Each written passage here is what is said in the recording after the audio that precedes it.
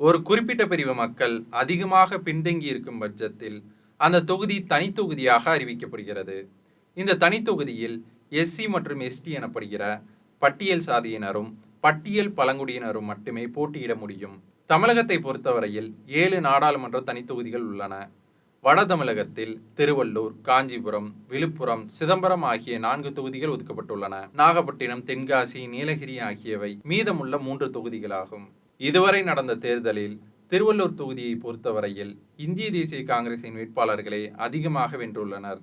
ஆனால் இந்த முறை காங்கிரஸ் போட்டியிடாமல் அதன் கூட்டணி கட்சியான திமுகவின் வேட்பாளருக்கு வாய்ப்பளிக்கவிருக்கிறது. அதனால் காங்கிரசின் துணையுடன் திமுகவின் வேட்பாளர் வெற்றி பெற அதிக வாய்ப்பு இருக்கிறது. காஞ்சிபுரம் எப்போதும் கணிக்க முடியாத வகையில் அமைகிறது. இங்கே நிறுத்தப்படும் வேட்பாளரின் பணம் மற்றும் புகழ் அடிப்படையில் வெற்றி வாய்ப்பு அமையலாம்.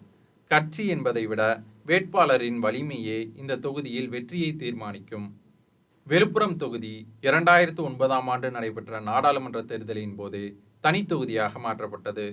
இந்த தொகுதியில் அதிமுக வேட்பாளருக்கும் திமுக வேட்பாளருக்கும் இடையில் கடுமையான போட்டி நிலவலாம். சொற்ப வாக்கு வித்தியாசத்தில் மட்டுமே வெற்றி அமையும். சிதம்பரம் தொகுதி மக்கள் மாநில ஆட்சி வகித்துக் கொண்டிருக்கும் கட்சி வேட்பாளர்களையே அதிகமாக அங்கீகரித்திருக்கின்றனர்.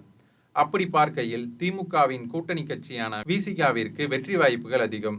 ஆனால் விடுதலை சிறுத்தைகள் கட்சி தலைவரான தொல் திருமாவளவனை வெற்றி பெற்றே தீர வேண்டும் என்கிற நெருக்கடி பாட்டாளி மக்கள் கட்சிக்கு இருப்பதால் மிக கடுமையான போட்டி நிலவலாம். அதிமுகவுடன் பாமக கூட்டணி அமையும் பட்சத்தில் அதிமுக சிதம்பரத்தில் போட்டியிடாது பாமகவையே தேர்தலில் களமிறக்கும். நாகப்பட்டினம் தொகுதி திமுக கூட்டணியினரின் வெற்றி தொகுதியாகவே இருந்து வருகிறது. 2 முறை மட்டுமே அதிமுக வெற்றி பெற்றுள்ளது. இந்த முறையும் திமுகவின் கூட்டணி கட்சிகளை வெல்லும். இந்திய பொதுவுடைமை கட்சிக்கு ஒருவேளை அந்த தொகுதி வழங்கப்பட்டால் நிச்சயமாக வெற்றி பெறக்கூடும். நீலகிரி தொகுதியில் திமுகவின் வேட்பாளரான ராசா வெற்றி பெறுவதற்கான வாய்ப்புகள் அதிகமாக இருந்தாலும் எதிர்க்கட்சி வேட்பாளர் வலிமை வாய்ந்த கூட்டணி கட்சியின் வேட்பாளராக இருந்தால் இழுபறிக்கும் வாய்ப்புண்டு. கடைசி நிமிடம் வரை திக் ஓட்டு எண்ணிக்கையாக இருக்கலாம்.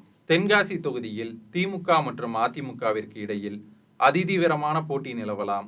அதிமுக கூட்டணியுடன் களமிறங்கும் புதிய தமிழகம் கட்சியின் தலைவரான டாக்டர் க. கிருஷ்ணசாமி அதிக நெருக்கடி தரலாம்.